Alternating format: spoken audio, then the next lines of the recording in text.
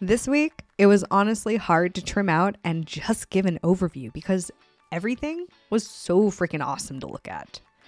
You know, they do a pretty good job in how they structure the shows, honestly.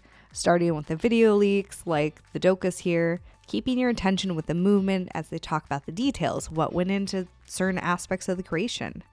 Now, while Grant is always quick to say that something is dog shit, at least this week he gave us some examples of what needs to be improved with a particular leak.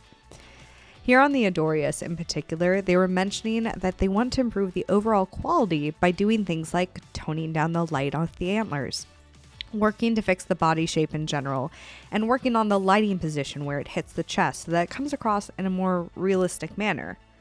All these details that the normal individual probably wouldn't notice, honestly. You could take this leak, place it next to its fixed version, and I'm not convinced that anyone other than the artists themselves would notice much of a difference.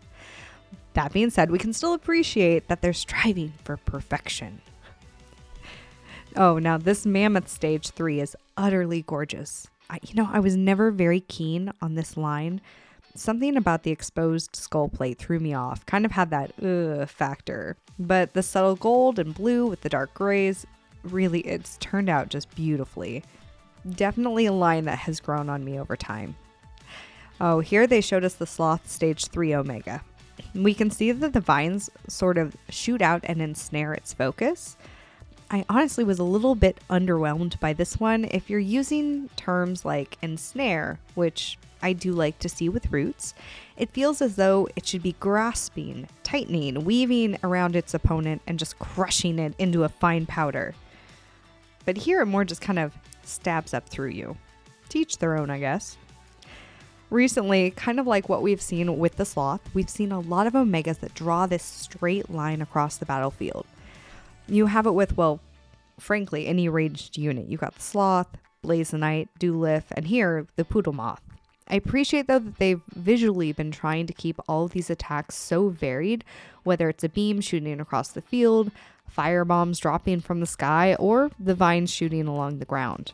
Going back to the Sloth in particular, I've been wondering whether or not those vines are going to have any effect on units like Melora, who dive underground.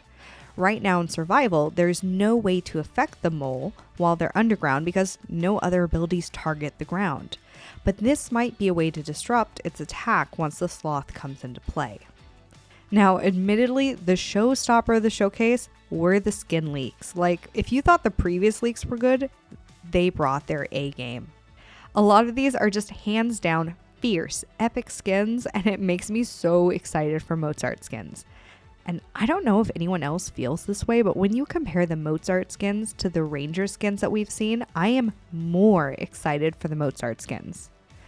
What was extra nice in this particular showcase is they really focused on showing us the skins for the creatures that we haven't been able to play with yet. It continues to hype up the community, build that excitement for when we are able to play with all of the units. Kind of as I mentioned before, personally, I really lean on symmetry and continuity in my game art, especially in lines of skins. From one to the next, there needs to be a natural evolution, whether it's in shape or color, and some of these skins just don't really do that for me. This elk line, as an example, you go blue to purple, back to blue, and while there's some purple in the stage 1, there isn't any kind of blue in the stage 2. The coloring just seems, again, inconsistent. On the other side of things, the Terrorbird skin here, they just nailed this. You have a bit of black you can see at the top of stage 1.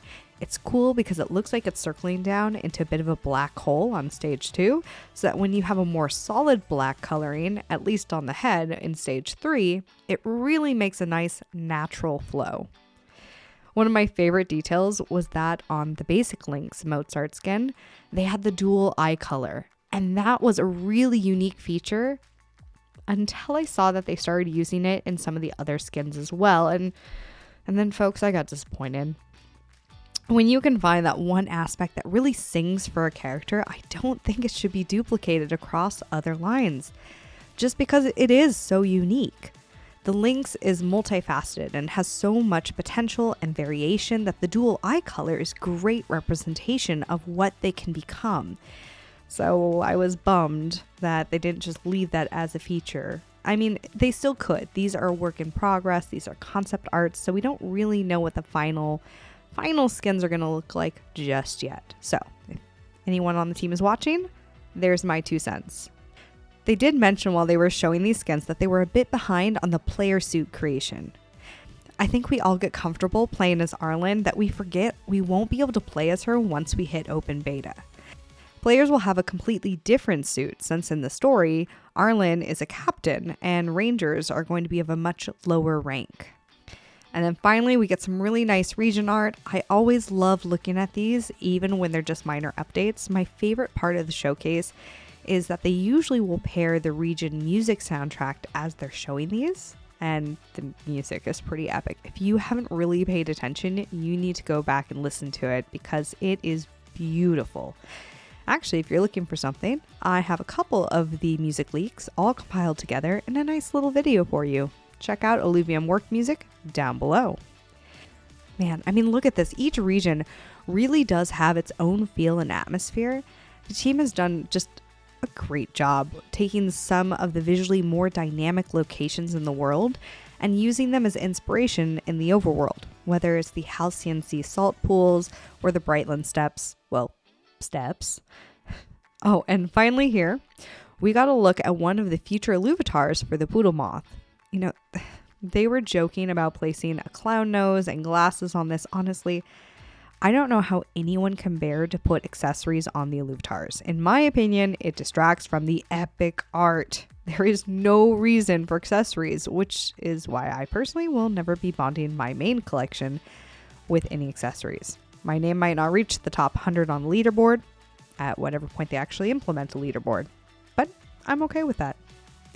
Anyways, as usual, check the description below for a link to the full version of this week's showcase.